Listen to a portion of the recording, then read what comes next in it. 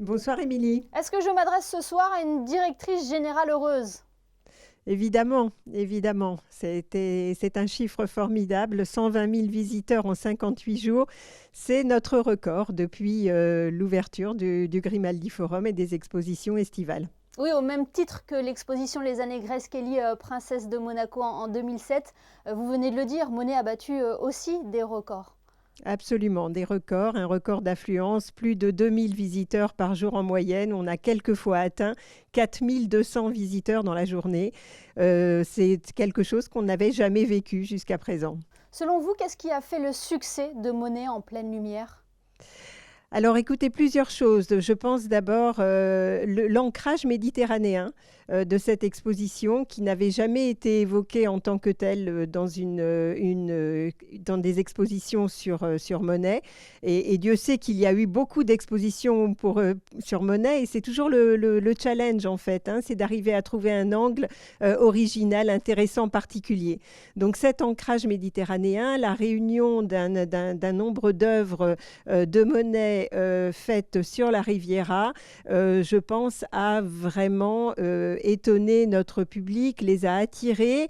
Et puis, il n'y avait évidemment pas que cet angle Monet-Riviera, il y avait également tout le reste, toutes ces œuvres. Donc, ça permettait à la fois d'avoir une rétrospective sur l'œuvre de ce maître incontesté et incontestable, mais également, encore une fois, ce regard pour la première fois avec un nombre d'œuvres jamais rassemblées, d'œuvres de Monet sur la Riviera. Et grâce à ces différents succès, Sylvie Biancheri, la réputation du Grimaldi Forum n'est plus à faire aujourd'hui. C'est ça qui vous permet de collaborer avec de grands musées? Bien sûr, Émilie, vous avez raison. C'est tout à fait ça qui nous permet de faire, en tout cas on l'espère, toujours mieux, de présenter de grandes expositions véritablement de niveau international dont on parle dans toute la presse, pas seulement la presse européenne, mais véritablement la presse internationale. Le caractère aussi international des prêteurs fait que les journalistes internationaux s'intéressent à nos expositions. Et c'est d'ailleurs une parfaite transition pour vous annoncer les expositions estivales à venir avec une grande collaboration avec la Tate l'année prochaine, donc de Londres, pour une exposition vraiment de grande qualité sur le peintre Turner. Donc en plus, un artiste, je dirais, qui a quelques liens avec Monet.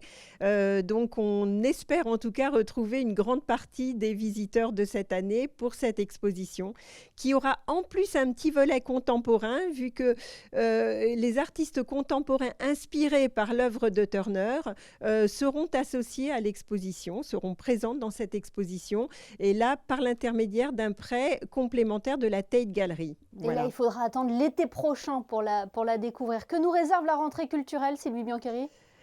Beaucoup de choses. On démarre très fort. Dès samedi, Romane Fraissinet, donc dans la salle des Princes, pour nous faire rire. Je pense que voilà, le ton était donné. On a fait beaucoup d'humoristes cette année, mais c'est quelque chose qui plaît beaucoup.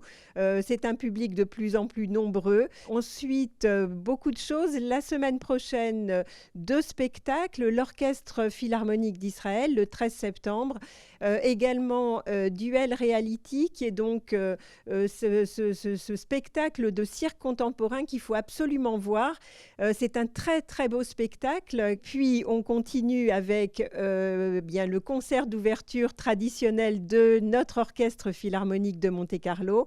Et puis, 2 dates importantes pour nous, 2 comédies musicales. On essaye toujours de faire mieux. Donc, pas une, mais 2 comédies musicales. West Side Story dans une toute nouvelle mise en scène extrêmement attrayante mi-octobre. Et puis également Madagascar, un spectacle, une comédie musicale donc inspirée du dessin animé éponyme pour tout public, pour les familles, début décembre, voilà, avant les fêtes de fin d'année. Et puis plein d'autres choses, bien sûr. Oui, puisqu'à tout cela s'ajoutent les rendez-vous traditionnels, parce que le Grimaldi Forum, c'est aussi un centre de congrès. Mais évidemment, il ne faut pas l'oublier, c'est un centre de congrès à part entière qui évidemment démarre sa rentrée. On l'a déjà un petit peu démarré puisque nous avons accueilli le tirage de l'UEFA et on était ravis de les accueillir à nouveau après 3 ans d'absence.